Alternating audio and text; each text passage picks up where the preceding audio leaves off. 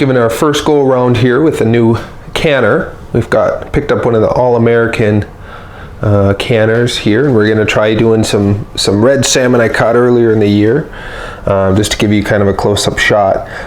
We're doing those half-pint jars. So in order to get enough water in the bottom, I ended up taking the steamer basket out of my Fagor pressure cooker, putting that down at the bottom, and then what we'll do is we'll run one of the All-American cans over the top, and that should give us enough clearance for that water, and then we can stack the second one up if need be. We've gonna start boiling our lid tops, and right now we've got the oven on 240 degrees, and then we've got our jars heating up in there, just to kind of kill off anything that might be on those jars before we get the process started.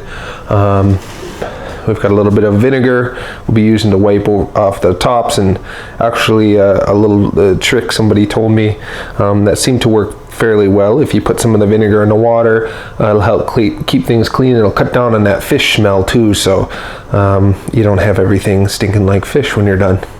But we'll give you some more close-up shots of the process as we go along, but so far that's our setup. Unfortunately, we only got the canner and everything. We did not pick up a canning kit or anything, so we'll be kind of roughing it from that aspect, so to speak. But I'm sure we'll make it work. So stay tuned. We'll give you guys some shots of the process as we go along. All right, so our first step, we got this canner filled. I don't know if you can see it real well, but just over the top of that first aluminum ring. So there's probably a little over 2 inches in there of water, and just a little snort of the vinegar, like we talked about earlier. And we got that preheating right now. So that shall hopefully speed up the process if we get that water nice and hot in there before we get started. That way we're not waiting for everything while we got the jars packed and the canner up and running. So stay with us and we'll keep walking you through the rest of it. All right, so we've got our canner preheating. We got our lids preheating. Next thing we're going to do is take our salmon that's been marinating a little over 24 hours. The recipe that I use calls for marinating 24 to 48 hours. The brine that I use is a dry brine, and it's comprised 4 parts of brown sugar to 1 part salt. So you make up as much or as little as you need of that, just making sure those ratios are the same. So after it's been brining for that period of time, we need to rinse it out in order to pack it in to the jars. So we're going to start that process now by just dumping it out and rinsing it in this colander here.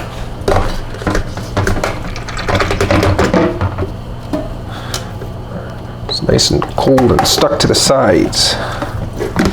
There we go. All right, so we'll run a little cold water and rinse that off in here.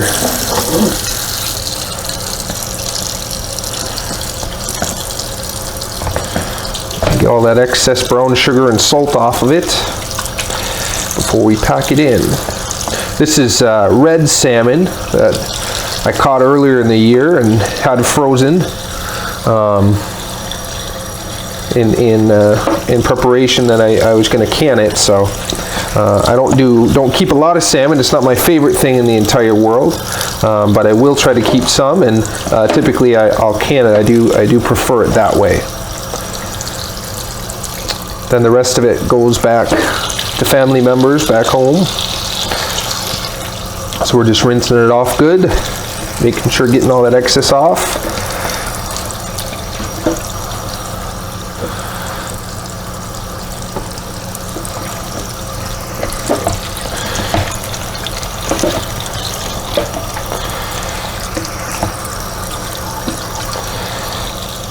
All right, I think that's about all we're gonna get.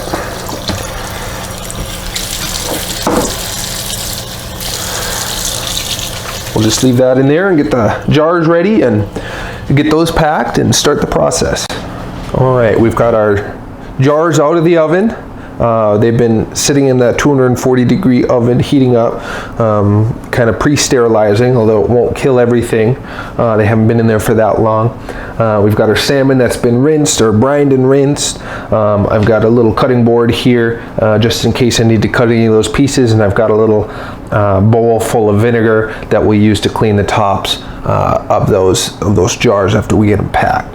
So we're just going to start packing the jars, see how much we can get in there, and clean it up and getting them ready to go in the canner.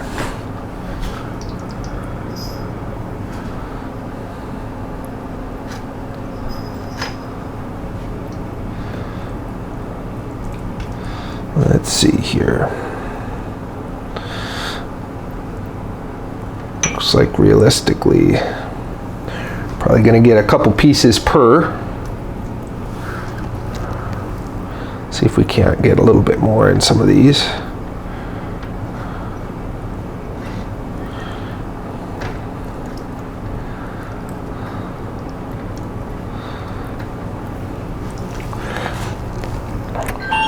I typically like using these half-pint jars just because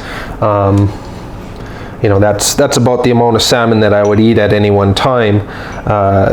You know, and I don't like to waste it. So, you know, the pint jars would be easier, quart jars even easier. You would have a lot less packing to do, a lot less preparation to do. But again, you know, being not the biggest fan of salmon, although I don't hate it, I do eat it, just not large amounts of it. I prefer to use these little half-pint jars.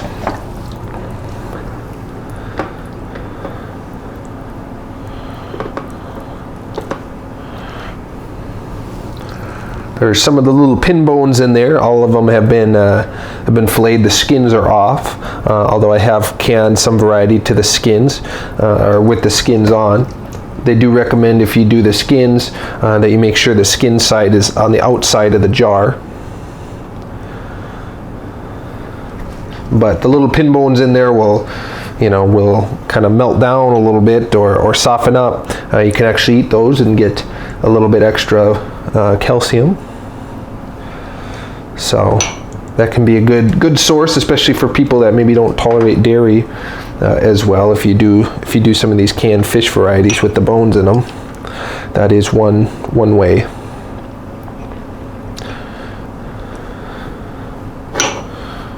That little piece there. These jars are a little warm to the touch. They're not going to burn me, but I certainly don't want to hang on to them for too long.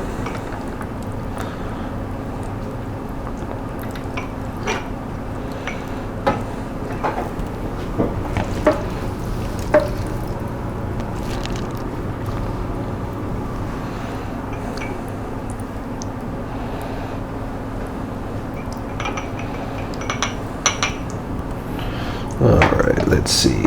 Got a little bit more salmon, so we'll have to prep a couple more jars. Alright, we've got all of our jars packed now. We're doing a dry pack, so there's no liquid or anything in there. The fish and the moisture in the fish itself will create the liquid that we need. We left about a half inch or so of space in all of these jars. I think we got 2, 4, 6, 8, 10, 12 jars out of two red salmon, sockeye. So what we're going to do now is we're going to clean the edges. I've got a little bowl of vinegar, so we're just going to wipe off the edges, make sure those are clean, and I've got the tops, the lids, in this water that's been sitting on the stove heating up. We're also going to take this knife and kind of go around the edge and try to get some of the extra air out of the product itself. So we're going to just start that process. So we've got it packed down as tight as we can. Again, just trying to get some of that extra space and air out.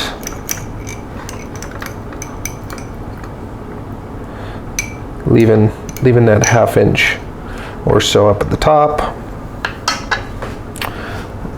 I'm going to take some of the vinegar on a rag here.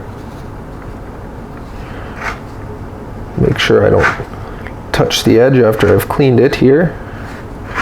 But we want a good clean surface for that connection to be made, so we're just running along the edge.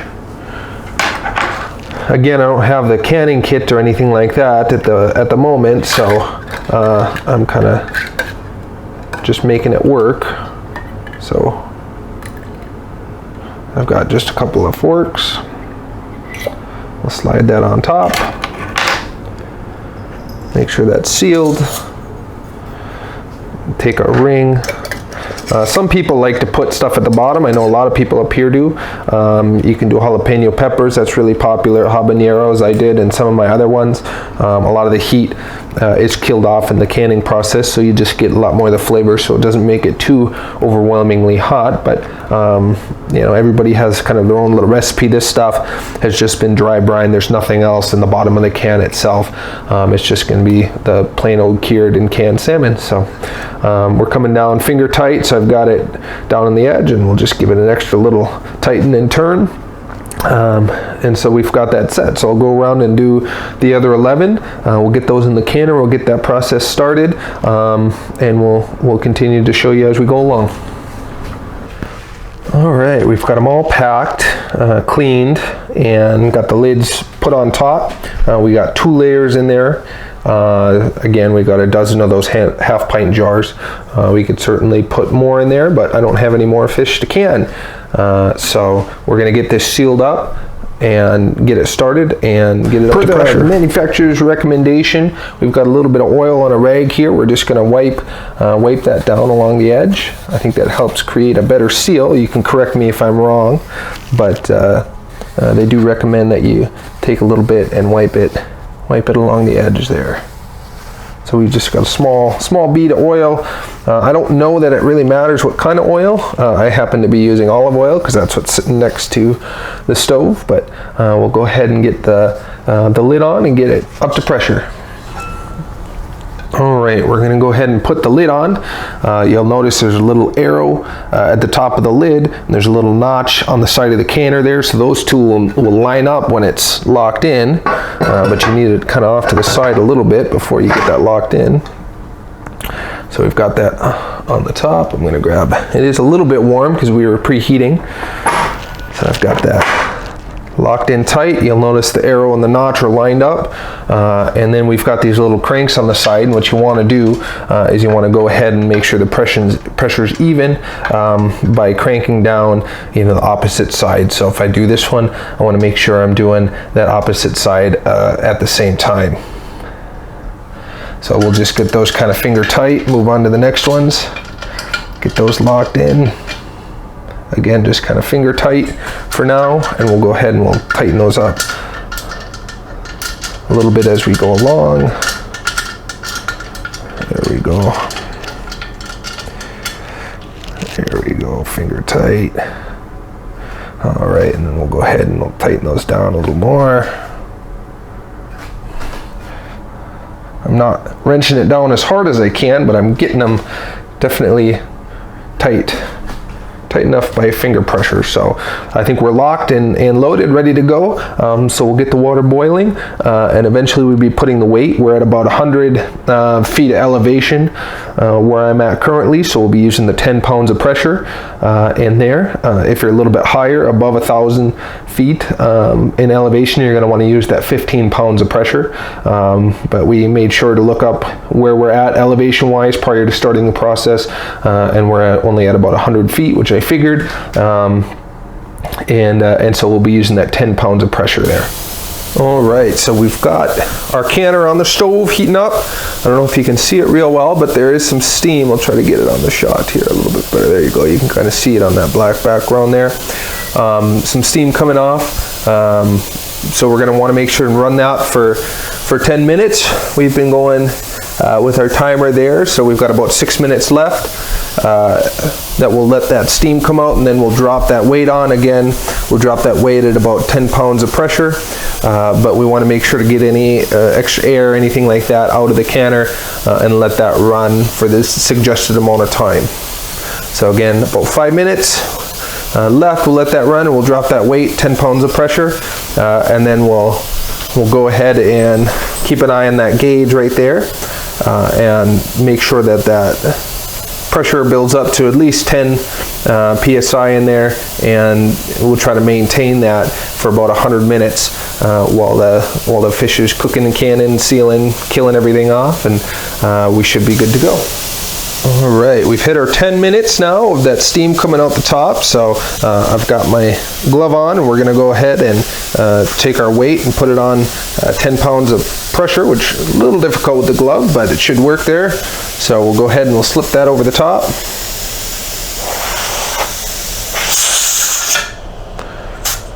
So we've got that on there, 10 pounds of pressure. We'll watch that gauge come up a little bit. And again, we're trying to get it up to 10 psi there, and then we'll go ahead and turn that heat down and try to maintain it at 10 there for 100 minutes. And then we'll turn the heat off, let it cool down naturally, let that pressure leave naturally, and we'll go ahead and we'll have our canned products then. All right, so took just a couple minutes, but we got it up to pressure there, as you can see on the gauge. We're at 10 pounds, we got our weight on, we turn the heat down just a little bit. We're running between 3 and 4 on there, so about medium heat or so. So we're just going to maintain it at that 10 pounds of pressure for about 100 minutes, and we'll be all set. As always, we have our faithful companion Ludo here helping us out, just chilling, enjoying the process, probably looking for scraps.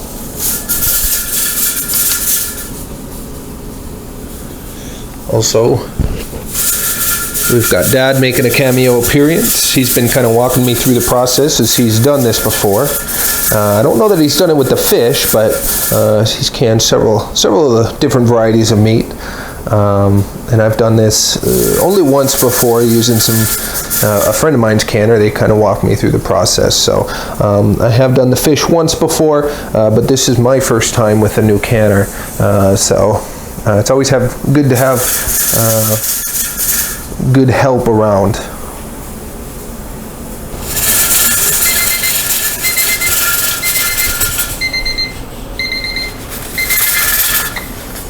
All right, so we finished up our 100 minutes. We've maintained our pressure at 10. So we're just going to go ahead and turn off the stove. And then we'll let it cool completely. We'll keep that weight on, let it cool completely to relieve the pressure, and then we'll check the seals, make sure everything's sealed up well, and we should have our finished product. All right, so we finished up. We let it cool down. As you can see, the gauge reads 0 now, so we're going to go ahead and pull the weight off, make sure that there's no residual pressure left in there. I've got some mitts on just in case. There's just a little bit coming out, but sounds like that stopped. So now, again, because everything is hot, we're going to go ahead and slowly break these. Again, we'll do it kind of on opposite sides.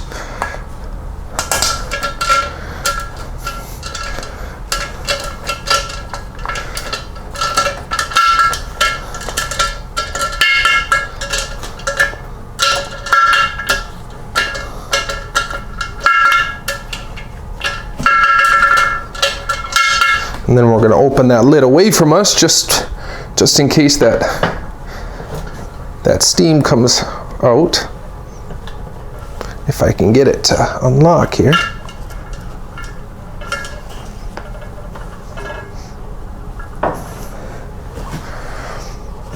It's a little tough with these gloves on. All right, we got them all out. We had a bit of a tough time getting that cover off, and I'm wondering if we used a little too much oil. We're going to kind of try to problem solve that a little bit, but we ended up having to just kind of tap around that edge a little bit with a rubber mallet there. Nothing too hard, but it was definitely stuck on there a little bit. So I'm just wondering if too much oil or not quite enough in the right spot, or why it ended up doing that. But you can see some of the bubbles and that leaving. You can see the liquid that's went ahead and collected in those from the fish itself, and I believe all of them have popped already. You'll hear the lids pop, and that lets you know that they're sealed. So I think they're all good. So we'll just let them sit here, cool down, and move them to their storage. We can label the tops with with the date here, so on and so forth, what's in there, and a little wisdom I've heard from people is to go ahead and take those rings off, because sometimes if they sit long enough or in your right conditions, those can actually rust on there. So you don't actually need the rings anymore. They should be sealed with just those tops themselves. So I typically will take the rings off and store those later, and just keep them with the pop tops on themselves. So anyway, thanks for sticking with us throughout the process and watching us do one of our first batches here for salmon. Certainly the first one with the new All-American canner that I have up here. Dad's used it before, but this is the first time with this one. So I'm sure we'll be making a few more videos with other canning endeavors, but you are all here to witness the very first one. So thanks again to Dad for helping out and showing us the ropes, and I'm sure we'll get a little better, a little more efficient as we go along. So.